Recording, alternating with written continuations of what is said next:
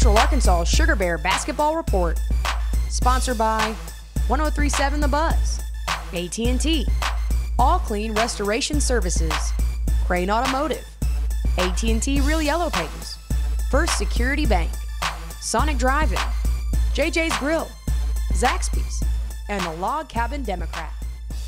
Welcome to this week's Central Arkansas Sugar Bear Basketball Report. I'm your host, Steve Owens, and this week we're going to do things a little bit different. We're going to have both assistant coaches, and joining me first is assistant coach Randall. And Coach, 2 games last week. We knew it was a big week coming in. You played the Western Division leaders, and then you played your arch rival from the Eastern Division, McNeese State. And boy, it sure is good to get 2 wins out of last week, wasn't it? Yes, it's a lot of fun, when you have them playing on the same page and just, doing what they do best, just playing their game and, not being intimidated by anybody that they play. So I'll have to give them kudos for just playing as a team and playing together. After coming off 2 weeks ago where you won 2 road games, you set up pretty well for the last 7 games. You kind of controlled your own destiny, and you still do after these 2 games, but you knew it was going to be a tough week. Texas State was the highest scoring team in the conference. They had the highest scoring player in the conference in Diamond Ford, and really this team can't afford to lose any focus, but last week, especially with Texas State being the first game and then McNeese following afterward, it was really a big week mentally as much as it was physically, wasn't it? Right, and those are the games that you look for, just competition and, being able to play with the best players, in the league. And, that should motivate each of our players every time we go against someone. Like you said, Diamond Ford, she was a great player. I think she finished with 30 points. But, just coming out and playing as a whole and, with our team, just knowing that, it's just not about individual, accolades and everything else. You have to come out and play, and it takes all 5 players and also the bench. You were able to play at home finally on Wednesday. I know that was a big boost for this team, finally getting back at home at least for 1 home game and kind of getting back. This group had kind of some tired legs being on the road for a majority of the last 2 or 3 weeks, but it was good to get back home and get the fans behind you and kind of keep this ball rolling. Right, and that fan support that we have here is like no other. And I know a lot of people, when they come into our gym, they're like, oh man, coming into the Fair Center, and, we just appreciate all the support and everybody that comes to support us, even on the roads. We do have a few fans that'll come on the road, but just being at home, there's no better feeling.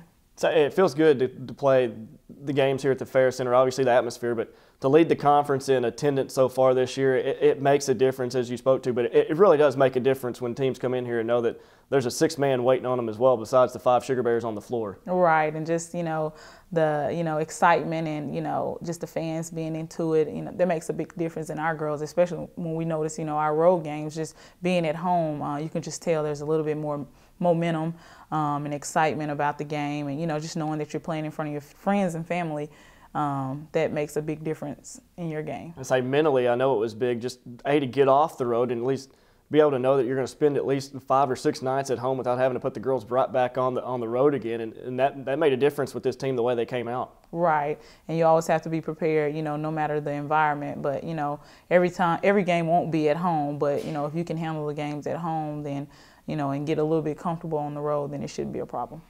Well, we're going to take a break. When we come back, we'll take a look back at the Texas State game here at home with assistant coach Randall joining me here in this first segment. We'll be back right after this. I'm Jay Myers with Crane Buick GMC, the GM Giant right here in Conway. We're proud to support the UCA Bears. Come let us show you that we're the best place in the state of Arkansas to buy your next vehicle. Best selection, best service, and best prices. Come see our full-service dealership. Bring your UCA ticket stub and get an extra $500 off or 10% off any service visit. The GM Giant loves Conway and the UCA Bears. Crane Buick GMC, 1003 North Museum Road. Go Bears! CraneTeam.com.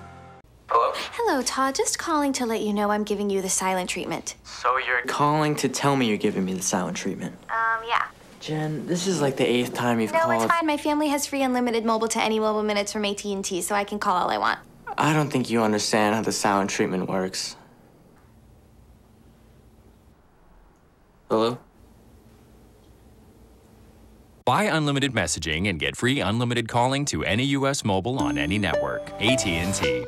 Welcome back, and joining me again, assistant coach Randall, former Sugar Bear star. And you had the scout for this week's first game, Texas State, where we played at home, and what a big challenge it was. Obviously, they were the highest scoring team in the conference coming in, They feature the conference's top scorer in Diamond Ford, a much, much improved team than what we beat last year in San Marcos. And you knew it was going to be quite a challenge coming in. Right. Knowing that they do have a new head coach who was recently the assistant coach at the U of A. So she really has them playing hard and, playing as a team all together. They're a great ball team. Offensively, being able to shoot pretty much everybody.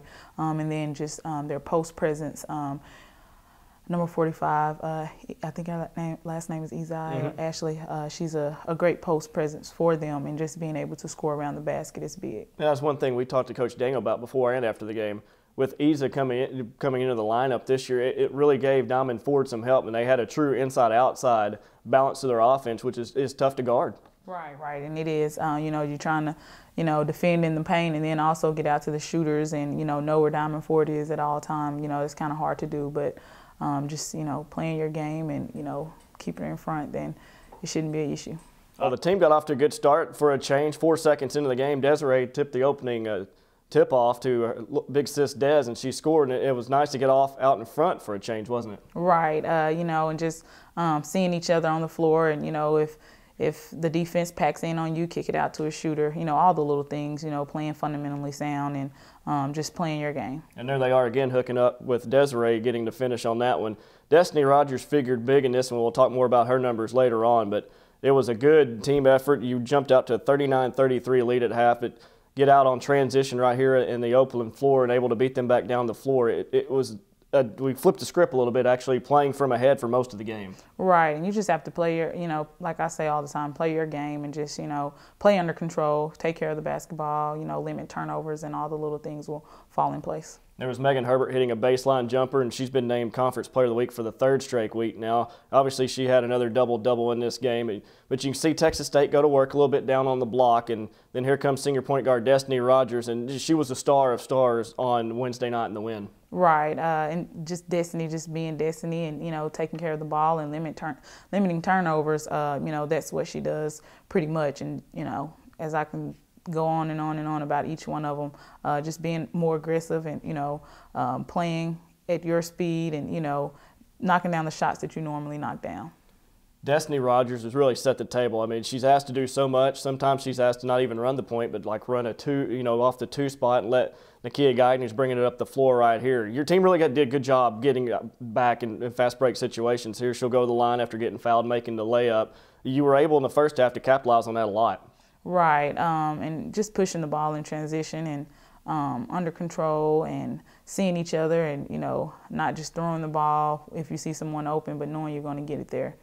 Obviously, you see the unselfishness, and then Texas State goes to work. They cut the lead down to 6 at half, 39-33, but it was good to get 20 minutes in, and then here comes the freshman Charlie Burris while we're on it. Even you have your freshman coming in, stepping in off the bench. This was one of those games where we've talked about all year long. It's been anybody on any given night, and this is one of those games where everybody played a key role in a win. Right, and just like I would have to say, it's just defense, defense wins games, and just playing your position and communicating with each other is big. So you move to the second half, and Texas State came out on a bit of a run. They got themselves back in it, but then here comes Nakia Guyton, the senior Destiny Rogers, and there's another 3 for Des. The Sugar Bears made 6 3-point field goals in the game against Texas State, and Des went 6 of 10, scoring 27 points, and she keeps knocking down jumper after jumper, and her 3-pointers were huge in this game to give us a lift in the second half. Right, and as long as she can just get her feet set and, take her time and knock it down, I'll trust her shot any day. It was good. We struggled a little bit out of the gate. Like we mentioned, we kind of flipped the script a little bit. We're ahead at half, and then Texas State made a run. They got some open looks. We hit down some jumpers. But, that's what happens when they have such a good offense, too. They're pretty balanced, too. But you were able to kind of go right back at them, and we won the battle on the boards as you see a second chance opportunity right there, and that's some of the difference in this ballgame. Right, and just, being able to play and have a push going with it, or just excitement, and just also competition, having a close game. And I think clearly our girls like close games, so just hopefully, we could keep playing hard in those situations. That's a good point, because close games, we're used to that now, and we've kind of talked about over the last several weeks, we're used to coming back, nobody panics, but also in a close game, whether we're up or down late, nobody seems to panic there. It's something they're used to, and they know how to play in that situation and get results. Right, and, it's good to, sometimes it's always good to, at times, depending on the situation, to, you know, be down and to be able to come back instead of, you know, being up by so many and getting relaxed and, you know, the opposing team coming back. So, you know, just hopefully we can just keep playing and playing our game and doing what we love to do. One thing that this team's been, the hallmark of this team has been a second half team, either they're ahead or behind. The way this team comes out in the second half and performs, especially on offense. Just talk about how this team approaches things and what their mindset is when they come out of the locker room. Obviously, 40 minutes, you want to be consistent, but this team seems to find that extra gear in the last 20 minutes of play. Right, and that's their own mental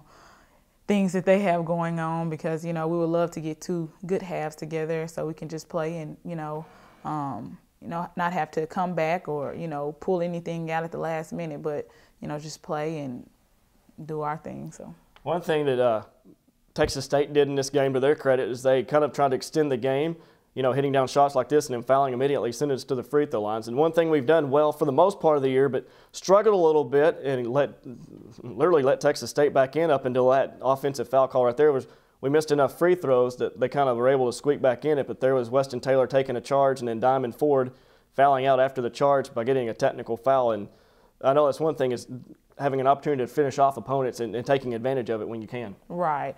And like I said, you know, just that had a lot to do with just the home atmosphere and just, you know, getting us geared and going in those last-minute situations. Sugar Bears come out with an 81-75 victory over Texas State. You improved to 19-4, 9-1 in league play, still in first place all alone after this win. You'd won 8 in a row, which is the longest streak that we've had since we moved up to Division I of the Southland Conference. We'll get to more of that after the break when we come back here on the Central Arkansas Sugar Bear Basketball Report.